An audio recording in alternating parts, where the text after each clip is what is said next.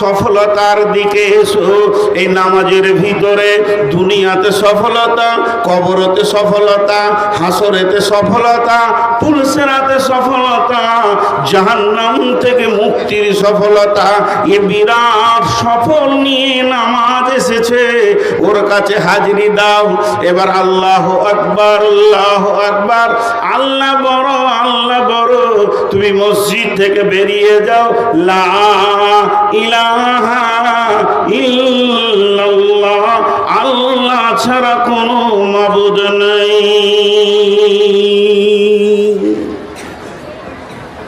আমি শর্টে বললাম, শর্টে। তার মানে সফলতার জন্য ডাকছে। 5 বন্ধুতে আমরা বসেছি, বিজনেস করব। উদাহরণটা মন দিয়ে শুনেন। একজন বলছে পাথরের বিজনেস কর, লাভ আছে। আর একজন বলছে না, একমাত্র বালির বিজনেসে লাভ আছে। বলছে এসব ভেজাল ছেড়ে দে, কাশ্মীর থেকে টাটকা ফল নিয়ে আয়, এটা লাভ আছে। যার যা মাথায় আছে সে সেই দিকে সফলতা দেখছে। আরেকজন বলছে ফলও হবে না, অন্ধ্র থেকে মাছ নিয়ে আয়। বিভিন্ন রকম তারা সফলতার রাস্তা খুঁজছে। কিন্তু আল্লাহ বলছেন সফলতা লুকিয়ে আছে নামাজের ভিতরে, সলাতের ভিতরে। তোমরা সফলতা নিবে তো এই দিকে এসো, আমার কাছে এসো। জি, এখানে এসো। সফলতার পূর্ণাঙ্গ জায়গাটা আমি তোমাদেরকে দেখাচ্ছি।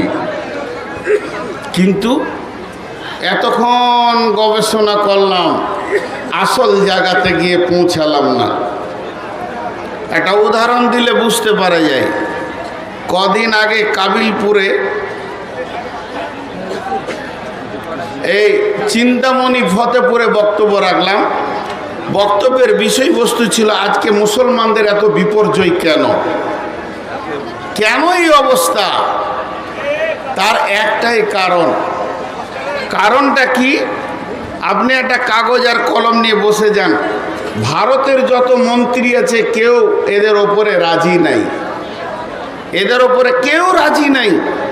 না প্রধানমন্ত্রী, না অমিত শাহ, না যোগী, আরও সব খবিশ শয়তানেরা ভিতরে লুকিয়ে আছে যারা মুসলমানদের ওপরে রাজি নেই। ও কথাকে জমার খাতায় রেখে দেন, ও কথা জমার খাতায় রেখে দেন। ওদেরকে একদম গুরুত্ব দিন না। খালি একটা কথা এখানে উঠে একজন দাঁড়িয়ে বলে দিই, আল্লাহর কসম, আমার ব্যবহারে, আমার আচরণে, আমার চেহারায়, আমার আমলে আমার আল্লাহ রাজি আছে। বলে দেখ একজন, বলে দেখ একজন যে আল্লাহ রাজি আছে আমার ওপরে। আমি চেয়ারে বসে মাইকে কথা বলছি, আমি নূর মোহাম্মদ আল্লাহর কসম করে বলছি, আমি নিজের ব্যাপারে সন্দেহ করি যে আমার আল্লাহ আমার উপরে রাজি আছে কিনা। তবে আমি আশা রাখি আমার আল্লাহ রাজি থাক। তাহলে আল্লাহ রাজি নেই। আল্লাহ তাবারাক ওয়া তাআলা বলছেন ফালইয়াবুদু রাব্ব হাযাল বাইত আল্লাযী আত'আমাহুম মিন জু'ইন ওয়া আমানাহুম মিন খাউফ।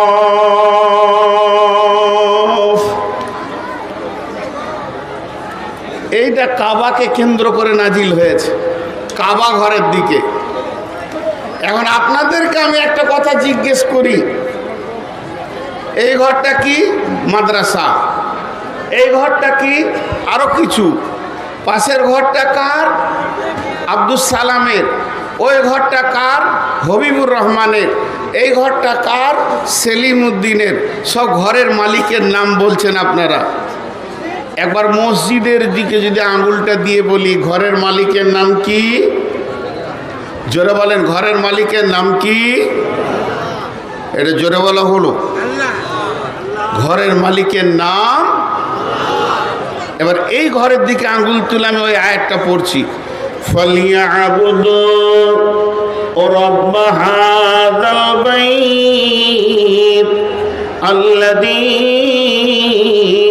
আত'আমাহুম মিন জু'ইন ওয়া আমানাহুম মিন খাউফ। হে শঙ্করপুর এলাকার লোক, জামিয়ার মাদ্রাসায় যতগুলি যুবক, বৃদ্ধ, নারী, পুরুষ জমা হয়েছে, আজকে আমরা এখানে এসেছি কেন? নিজের জিন্দেগিটাকে সফলতায় পৌঁছানোর জন্যে। আমি গাড়ে পড়ে আছি, আমি বেলাইনে আছি, আজকে আমি সফলতা নেওয়ার জন্যে এসেছি, নিজেকে বাঁচানোর জন্যে এসেছি। এবার আপনারা আমাকে বলছেন, ও নূর মোহাম্মদ, ও মৌলানা মনিরুল ইসলাম সাহেব, একবার বলে দাও এই রাস্তায় যাব না এই রাস্তায় যাব, সফলতা নিতে হবে, কোরআন কি বলছে? তখন আমি আপনাদেরকে বলছি, চলো এই ঘরটার দিকে তাকাও, এইটা নয়, এই ঘরটার মালিক যে আছে, ফালিয়াবুদু রাব্ব হাযাল বাইত, এই ঘরের মালিকের তোমরা ইবাদত করো, সাজদা করো, ওর পায়ের নিচে মাথাটা ঠুকে দিয়ে ডুকরে ডুকরে কাঁদো। যদি ওকে রাজি করতে পারো তাহলে কি পাবে? আল্লাযী আত'আমাহুম মিন জু'ইন ওয়া আমানাহুম মিন খাউফ। ওই লোক সঙ্গে সঙ্গে নগদ দুটি জিনিস দিবে, তোমাদের অভাবগুলো দূর করে দিয়ে তোমাদেরকে বরকতের ডালি ভরে দেবে। আর কি দেবে? পৃথিবীর কোনো শক্তি তোমাদের গায়ে হাত দিতে পারবে না, উনি আমান দেবেন, মানে নিরাপত্তা দেবেন। বলেছেন যে আমি তোদের নিরাপত্তার দায়িত্ব নিলাম।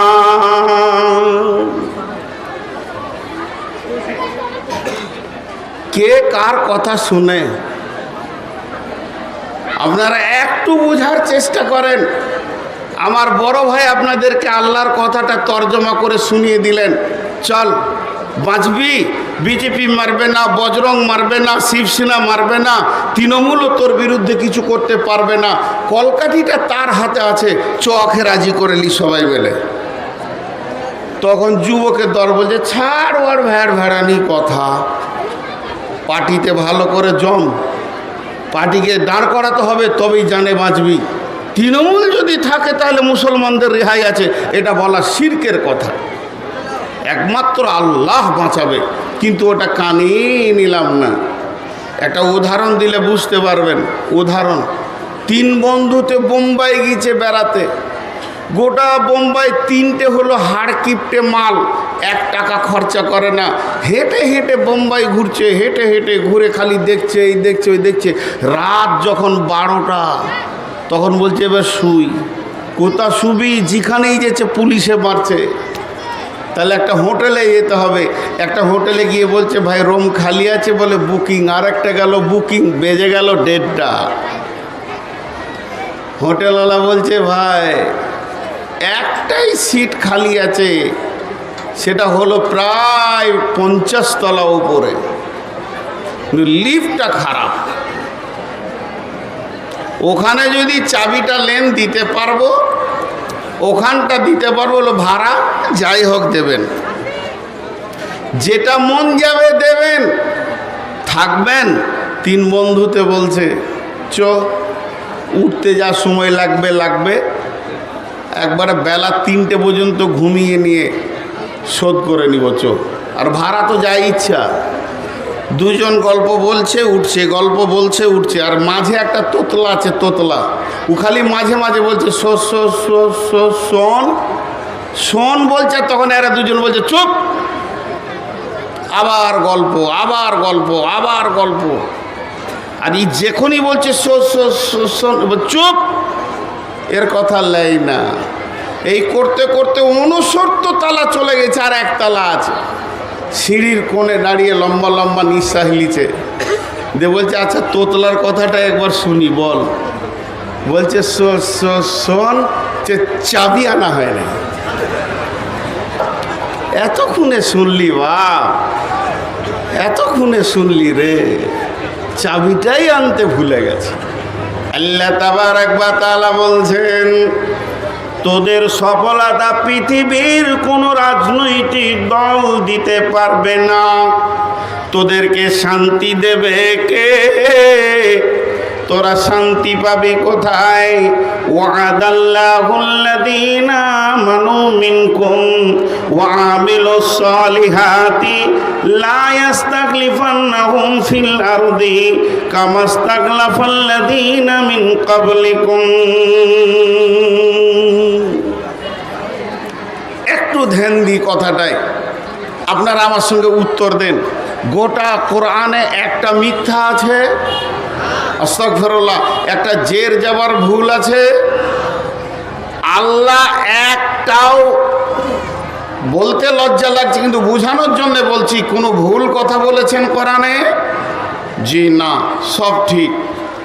এবার বলেন, আমি ওয়াদা করলাম আজকে জালসায় আসব, এই ওয়াদাটা আমি রক্ষা করেছি না আল্লাহ আমাকে তৌফিক দিয়েছেন?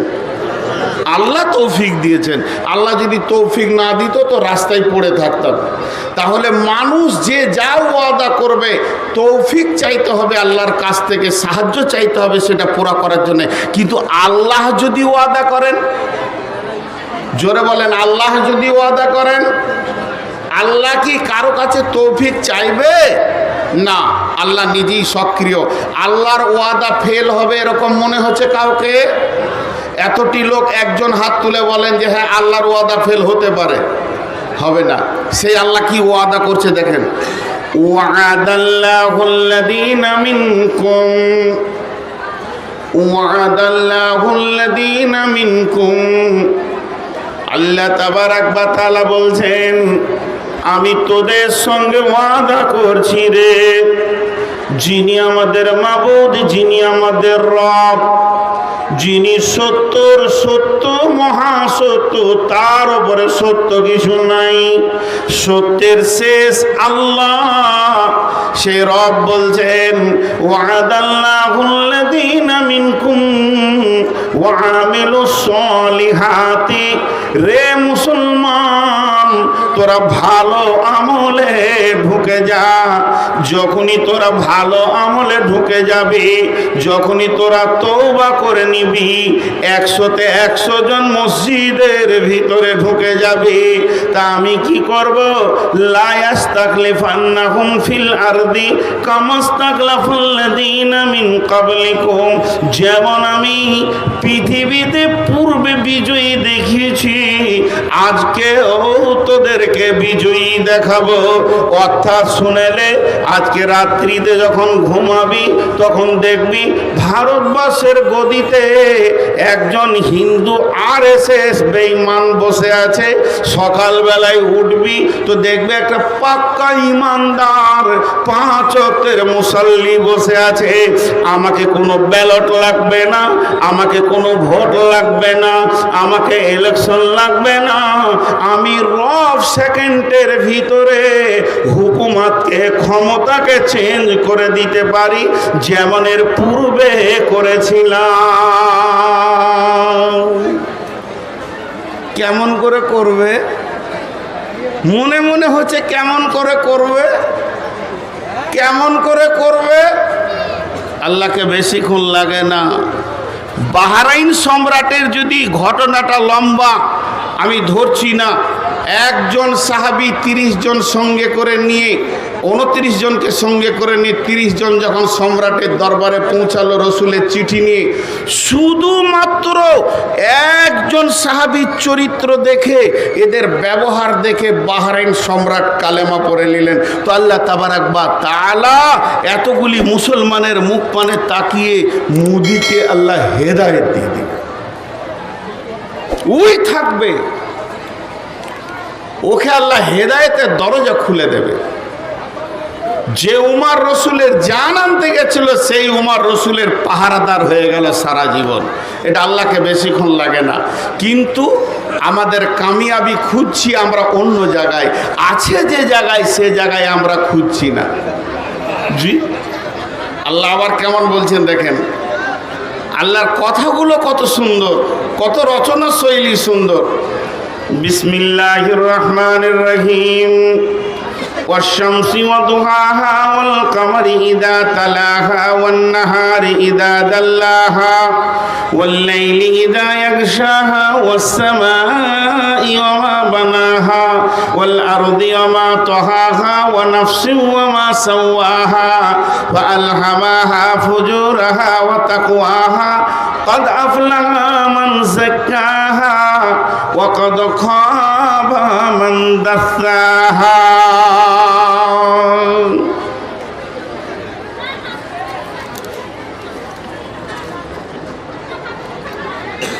এরা বসছে না কেন? আহা, না গরম পানি তো জাহান্নামে। আসলে এদেরকে ওর আব্বা বলেছে বসবি না রে বাপ, বংশ পরিচয় নষ্ট হয়ে যাবে। তোর দাদাও বসেনি, আমি কোথাও বসিনি, তুইও বসবি না। বংশ ঠিক রাখতে হবে। দাঁড়িয়ে থাকেন। কথাটা দেখেন, ইনি আমার অনেক মহব্বতের মানুষ, ওনাকে দিয়ে উদাহরণটা দিচ্ছি। উনি আমাকে বলছেন যে নূর মোহাম্মদ ভাই, আপনি দুটো মিষ্টি খান, আর আমি সুগারের রুগী। ঠাট্টা করছেন আমার সঙ্গে। তো আমি বললাম যে না, খাবো না। আবার বলছে দুটা খান। তখন একটু রেগেছি হালকা, বললাম তো খাবো না। উনি আমাকে রাগাবার জন্য বলছে না, দুটা খান। তখন আমি রেগে যে বললাম, বলছি আমি সুগারের রোগী, আমি মিষ্টি খাবো না। সাউন্ডটা একটু বাড়লো, কিন্তু উনি খুব চিঠি মারল। বলছে এখানকার রসগোল্লা ভালো, দুটো খান। রেগে বললাম তো খাবো না, বারবার বিরক্ত করেন কেন? দিয়ে এবার আমি কসম খাচ্ছি, আল্লাহর কসম, আমি আজকে এখন এই টাইমে রসগোল্লা খাবো না। উনি বুঝে নিয়েছেন যে মাল খুব রেগেছে, কসম খেয়েছে। জি, বুঝতে পেরেছেন? এরপরে আবার বলছেন তাহলে দুটো খান। তখন আমি রেগে একসাথে কটা কসম করছি, আল্লাহর কসম, আল্লাহর কসম, আল্লাহর কসম, আল্লাহর কসম, আল্লাহর কসম, আল্লাহর কসম, আল্লাহর কসম, আল্লাহর কসম, আল্লাহর কসম, আল্লাহর কসম, আল্লাহর কসম, আমি খাবো না। কটা কসম খেলাম? 11টা। কটা? কেন 11টা কসম খেলাম? মানুষ কখন 11টা কসম খায়? কখন ঘন ঘন বলে আল্লাহর কসম, আল্লাহর কসম, আল্লাহর কসম? এটা কখন বলে? কথাটা বোঝাতে পারলাম? একবার হ্যাঁ না বলেন, বোঝাতে পারলাম? যখন অত্যাধিক রেগে যায়। আচ্ছা আপনারা বলেন, আল্লাহ যদি কোনো কথা বলেন তা আল্লাহর একবার কসম খেলেই তো যথেষ্ট না? আল্লাহকে ওই আমাদের মতো বেশি খেতে হবে? কিন্তু আল্লাহ একবার খেলেই যথেষ্ট। আল্লাহ যদি বলেন এই ওঠ তোরা, তা আমাদেরকে এখনই উঠতে হবে, হবে কি হবে না? আল্লাহ যদি বলেন এখন যে এ ওঠ, তা আমরা উঠবো কি উঠবো না? সবাই উঠে যাব, আর বসে থাকবো না, কারণ আল্লাহ বলেছেন। কিন্তু ওই আল্লাহ যদি কসম করে বলে যে তোকে কসম দিচ্ছি ওঠ, তাহলে আরও গুরুত্ব আছে। আর সেই আল্লাহ 11টা কসম খেয়েছেন। কি ব্যাপারে কসমটা খেয়েছেন? কি এমন দামি গুরুত্ব জিনিস, কতটা প্রয়োজন? আল্লাহ 11 বার কসম খেয়েছেন। খালি এইটাতে মাথাটাকে 2 মিনিট ঘোরান। ওরে সুবহান আল্লাহ, এটা কোনো মাওলানা কসম খায়নি, এটা কোনো নবী কসম খায়নি, এটা কোনো জিব্রাইল কসম খায়নি, এটা কোনো ফেরিস্তা কসম খায়নি, এটা কোনো সাইকুল হাদিস কসম খায়নি। স্বয়ং আরশের গদিতে যে বসে আছে, সারা পৃথিবীর প্রাণগুলো যার মুষ্টিতে, যে 1 সেকেন্ডে জান্নাতিকে জাহান্নামী, জাহান্নামীকে জান্নাতি বানাতে পারে, যার বিরুদ্ধে কেউ কিছু করে নিতে পারবে না, তিনি সমস্ত পৃথিবীকে মুষ্টির মধ্যে রাখেন। এই রকম ক্ষমতাবান আমাদের জন্যে 11 বার কসম খেয়েছে কেন? এর উত্তর হচ্ছে, মানুষের অভ্যাস হচ্ছে কসম না খেলে ওর গা ভিজে না। মানুষের অভ্যাস কি? কসম না খেলে ওর গা ভিজে না, ওর গায়ের বেশ ব্যথাটা মরে না। তা আল্লাহ কসম খেয়েছে 2টি জিনিসের জন্য। 2টি জিনিস, একটাও বলা যেতে পারে। এবার দেখেন কসমগুলো। বিসমিল্লাহির রহমানির রহিম। والشمس وضحاها والقمر إذا تلاها والنهار إذا جلاها والليل إذا يغشاها والسماء وما بناها والأرض وما طحاها ونفس وما سواها فألهمها فجورها وتقواها আল্লাহর 11টা কসম খাওয়া হয়ে গেল। ছোট্ট মতো কথা, এইটুকু কথার জন্য এতগুলি কসম। সেই কত কথাটা কি? কদ আফলাহা মান যাক্কাহা ওয়া কদ খাবা মান দাসাহা। বাস, কদ আফলাহা মান যাক্কাহা ওয়া কদ খাবা মান দাসাহা। আল্লাহ এতগুলি কসম, এত লম্বা কসম, এত মজবুত কসম, এত রাগান্বিত কসম, এতগুলি কসমের পর মাত্র দুটি ছোট কথা বললেন।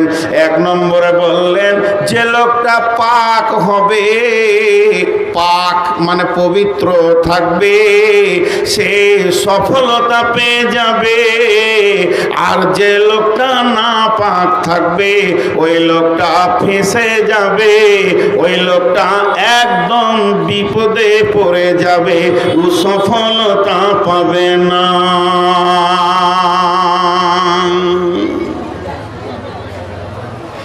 আমি বুঝাতে পারলাম?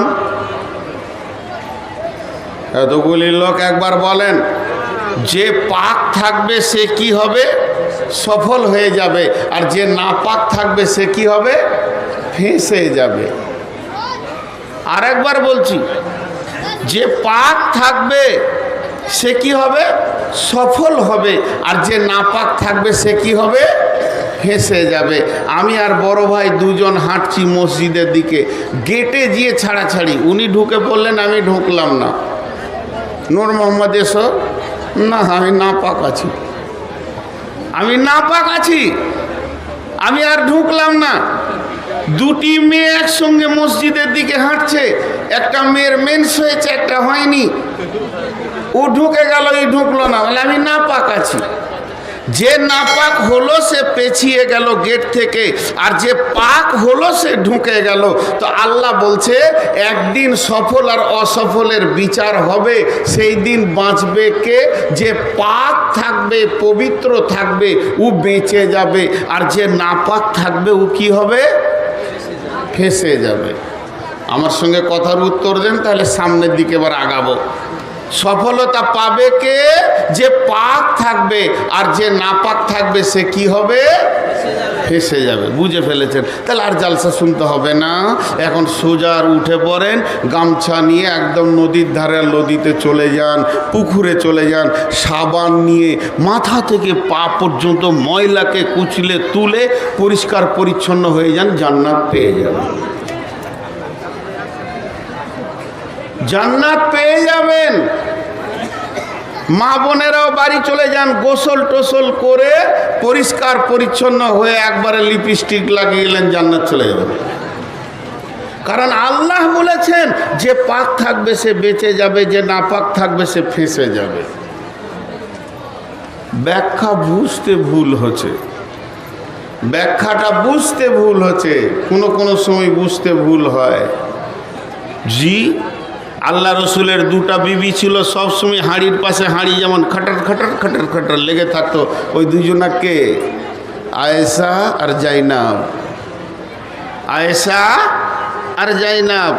আয়েশার দাবি আমি কুমারী বিবি, আমাকে অন্য স্বামী দেখেনি। তার মানে জাইনাবকে ইশারা করে বলে দিলে তোর আগের স্বামী ছিল, তোর গাটা জ্বলে গেল। তখন ও বলে দিলে আমি আর রসুল একই বংশের, তুই তো অন্য জায়গা থেকে এসেছিস, ইয়ারও গাটা জ্বলে গেল। জি, কারণ ফুফাতো বোনের সঙ্গে রসুলের বিয়ে হচ্ছে। তাহলে এই যে গা জ্বলে যাচ্ছে, এদের খ্যাটের ম্যাটের লেগে আছে। তো বিশ্বনবী একদিন বললেন যার হাত বড় হবে, বিবিদের মাঝে বললেন যার হাত বড় হবে সে আমি মরার পরে পরে তার সঙ্গে আমার প্রথম মোলাকাত হবে, তার সঙ্গে আমার প্রথম দেখা হবে আমার বিবিদের ভিতরে। তার সিরিয়ালটা এমন লেগে যাবে, আমি নবীর মোলাকাতে সে প্রথম চলে যাবে। যতটি বিবি ছিল তার মধ্যে জাইনাব ছিল একটু শর্ট সাইজের, একটু শর্ট। আয়েশাও কি বলছে, জাইনাব আয় হাতটা মাপি। আচ্ছা ওর জানটা চলবে না, ও দেখছে যে শর্ট, আর ওকেই বলছে তোর হাতটা মাপি। কিন্তু বন্ধুরে, যেদিন বিশ্ব নবী পৃথিবী থেকে চলে গেলেন, বিবিদেরকে পৃথিবীর মাটিতে রেখে তিনি জান্নাতের পথে চলে গেলেন, সেই দিন যতগুলি বিবি বেঁচে ছিলেন তার ভিতরে প্রথমেই যে বিবিটা দুনিয়া ছেড়ে চলে গেলেন জান্নাতের পথে, ওই আল্লাহর পথে পড়ে গেলেন, ওই মেয়েটি ছিল জাইনাব, যেটা শর্ট সাইজের। উনি আগে চলে গেলেন। যেদিন উনি মারা যান, ওই আয়েশা যে বারবার ওর হাত মেপেছিল, সে আয়েশা জাইনাবের মাথার কাছে বসে বলছে, বুবুরে তুমি আগে রসুলকে পেয়ে গেলে, তুমি আগে চলে গেলে, আমাদের ব্যাখ্যাটা বুঝার ভুল ছিল। আমরা ভেবেছিলাম যার এই চামড়া হাড্ডির মাংসের হাতটা যার বড় হবে, কিন্তু আসলে হিসাব করে দেখছি নবীর বিবিদের ভিতরে জাইনাবের মতো দানি কেউ ছিল না, খালি সব উজাড় করে দান করে দিত। আজকে ব্যাখ্যাটা বুঝলাম, যার দানের হাত বড় হবে সে আগে যাবে। তাহলে এখানে পাক আর না পাক বলতে কি? আল্লাহ তাবারাক ওয়া তাআলা বলছেন, আম্মা জান আয়েশা বলেন, ইয়া রাসূলুল্লাহ আমাকে পবিত্র হওয়া শিখিয়ে দেন। আমি তো মহিলা মানুষ, আমাকে এত সুন্দর করে পবিত্র হওয়াটা শিখিয়ে দেবেন, আমি যেন পাক হতে পারি, আমি যেন পবিত্র থাকতে পারি।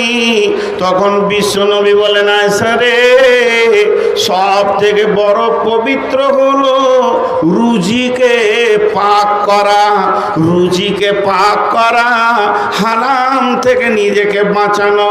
তার কারণ হচ্ছে শরীরে যদি ময়লা লেগেও যায়, সাবান দিয়ে ধুলে পাক হয়ে যাবে। আপনি আমি যদি না পাকও হয়ে যাই, তাহলে গোসল করলে পাক হয়ে যাব। কিন্তু হারামখোর কোনো দিন মহাসমুদ্রে ডুবে থাকলেও পাক হবে না।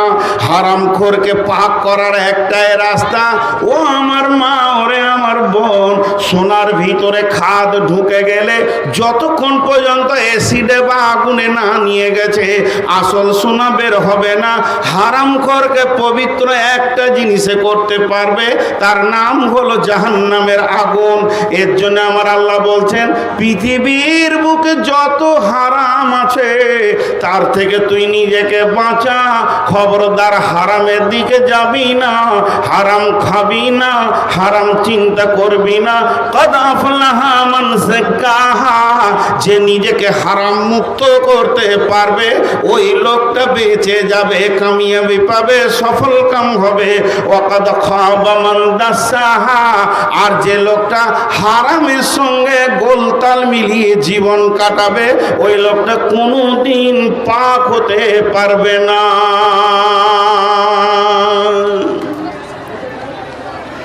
কথাটা বোঝাতে পারলাম?